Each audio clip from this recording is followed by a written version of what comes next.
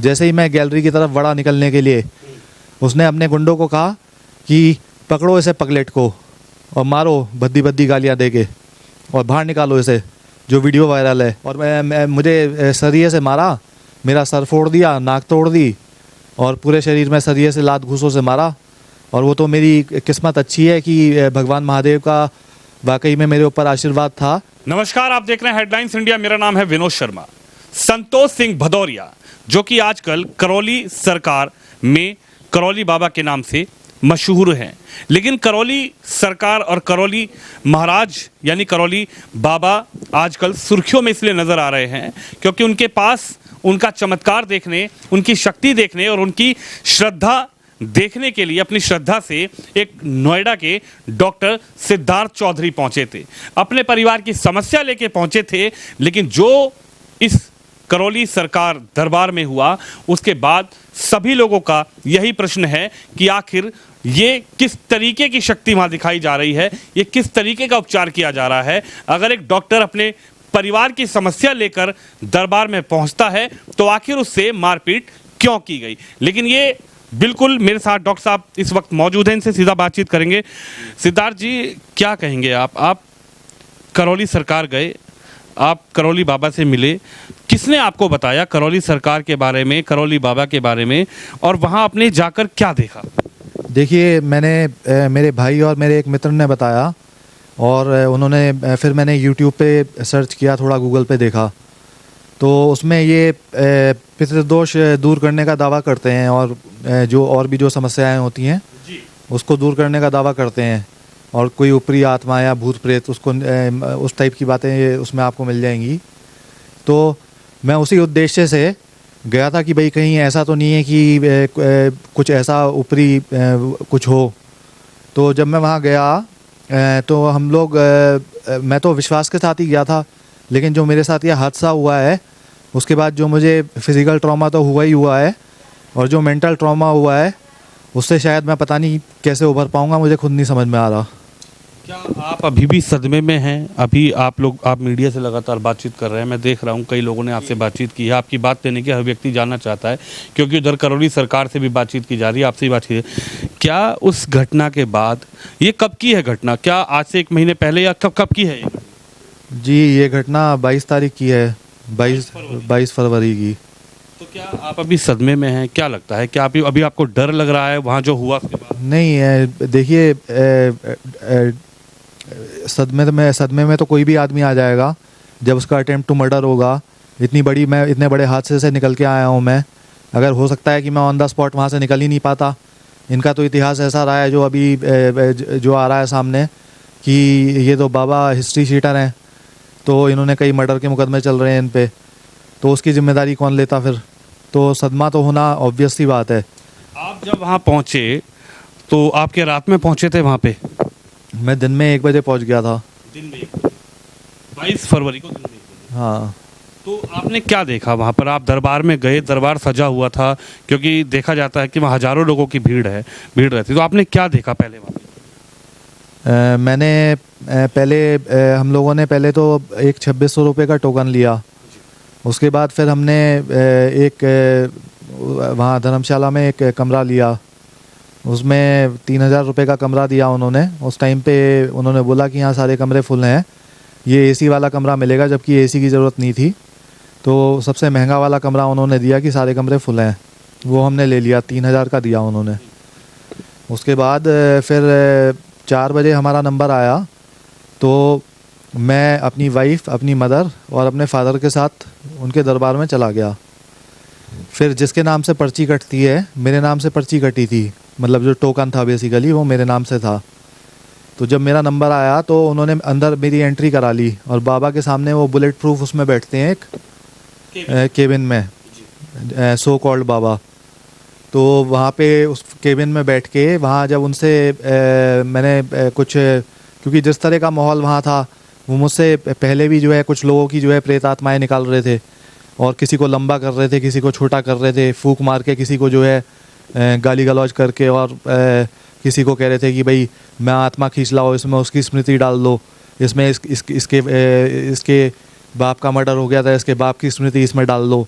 तो इस तरह की वहाँ जो है बड़ा भयानक सा दृश्य था, वो देख के मुझे थोड़ी घबराहट सी हुई। तो मुझे लगा कि ये क्या ड्रामा चल रहा है ये। तो उसके बाद मैं जब मेरा नंबर आया तो पहले मैंने उनको अपनी समस्या बताई कि मैंने बताया कि जी मैं नोएडा से आया हूँ और ऐसे ऐसे मैं डॉक्टर हूँ। डॉक्टर तो मैंने बाद में बताया, लेकिन और मेरी ये समस्या है कि यहाँ पितृदोष वगैरह दूर होते हैं और थोड़ा गृह कलेश की समस्या है और थोड़ा सुख शांति रहे घर में, उसके लिए मैं आया हूँ। और भगवान महादेव का आशीर्वाद तो हम सबके ऊपर रहता ही है, और क्योंकि हम उनके सब बच्चे हैं तो आपका आशीर्वाद मिल जाए तो और भी अच्छा हो जाएगा। तो जब तक तो उनको अच्छा लगता रहा, फिर वो बोले मतलब बाबा कि ये आप लोग तो वैसे ही अच्छे हैं और अच्छे हो जाएंगे। और उसके बाद फिर मैंने कहा जी अब क्या करूं मैं। तो फिर बोला कि बस बहुत बहुत आशीर्वाद जाइए। तो फिर अपने उसके चेले चपाटे पीछे लग जाते हैं कि 2 लाख रुपए की पूजा करा लो। तो मैंने कहा जी अभी यहाँ कुछ चमत्कार तो कुछ हुआ नहीं, जो ये चमत्कार बाकियों के साथ हो रहे थे इसका मतलब। तो फिर मैंने कहा तो चमत्कार तो दिखा दो आप कुछ। तो जो ये और उसमें फिर जो है वहाँ तक भी बात नॉर्मल रही। उसके बाद उससे मेरी बहस हुई फिर बाबा से। तो बाबा ने फिर जब कहा कि तुझे चमत्कार दिखाते हैं अभी, उसके बाद अपने फ़ोन पे मैसेज करके, और जब मैं वहाँ उसके कैमरे से हट गया आगे, जैसे ही मैं गैलरी की तरफ बढ़ा निकलने के लिए, उसने अपने गुंडों को कहा कि पकड़ो इसे पगलेट को और मारो भद्दी भद्दी गालियाँ दे के और बाहर निकालो इसे, जो वीडियो वायरल है। तो इसमें तो सामने दिख रहा है कि वो साफ कह रहा है अपने गुंडों से कि मारो इसे। तो और मुझे सरिये से मारा, मेरा सर फोड़ दिया, नाक तोड़ दी और पूरे शरीर में सरिये से लात घूसों से मारा। और वो तो मेरी किस्मत अच्छी है कि भगवान महादेव का वाकई में मेरे ऊपर आशीर्वाद था कि मैं बच के आ गया, क्योंकि ये फ्रॉड आदमी था। नहीं तो अगर मैं मन का साफ़ नहीं होता या और ये इस तरह का अगर ये असली बाबा मतलब ये क्योंकि ये क्रिमिनल था और मतलब ये अपने मंसूबे में वो नहीं हो पाया। आप अपनी श्रद्धा लेकर गए थे बाबा के पास कि भाई मैं जो मेरे परिवार में छोटी मोटी समस्याएं हैं या जो परिवार की दिक्कतें हैं वो कहीं ना कहीं सॉल्व हो जाए। लेकिन आपने वहाँ जाके देखा, जब आपने सवाल किया बाबा से कि भाई चमत्कार मुझे भी दिखा दो, मैं भी देखना चाहता हूँ, तो उसके बाद बहस शुरू हो गई। जी, उसके बाद फिर बहस शुरू हो गई। फिर ये कहने लगा कि तुझे अभी दिखाते हैं चमत्कार, तू पगलेट है और पागल है तू। फिर ज़ोर से गाली देता हुआ फिर उसने जो है अपने गुंडों को इशारा कर दिया कि इसको बाहर निकालो। फिर वो वीडियो वायरल ही है इसके। मेरे पिताजी मुझे बचाने के लिए आए तो इसे इतनी भी शर्म नहीं आई कि एक बुज़ुर्ग व्यक्ति हैं और जो शारीरिक रूप से इतने कमज़ोर दिखाई दे रहे हैं, और उसको भी इसके बाउंसरों ने उनको भी इसके बाउंसर थे लगभग थे 10-15 तो इसके साथ रहते ही हमेशा मां गुंडे। तो और लेडीज़ के लिए अलग रहते हैं, लेडीज़ को पकड़ने के लिए लेडी बाउंसर रहती हैं।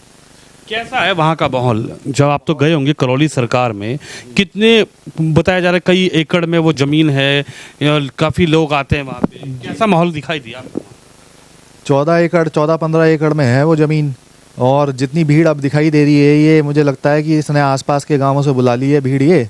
और क्योंकि उस दिन जो है जब मैं गया था तो इतनी भीड़ नहीं थी, और दिन भी शायद मुझे ध्यान नहीं आ रहा प्रॉपर्ली, मंगलवार या बुधवार का दिन था। तो मेरे ख्याल से दरबार में उस टाइम मुश्किल से जो अंदर इसका दरबार चल रहा था उस टाइम पे 100 या 150 आदमी होंगे।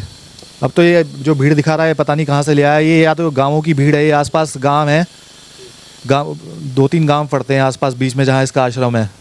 आप एमडी हैं?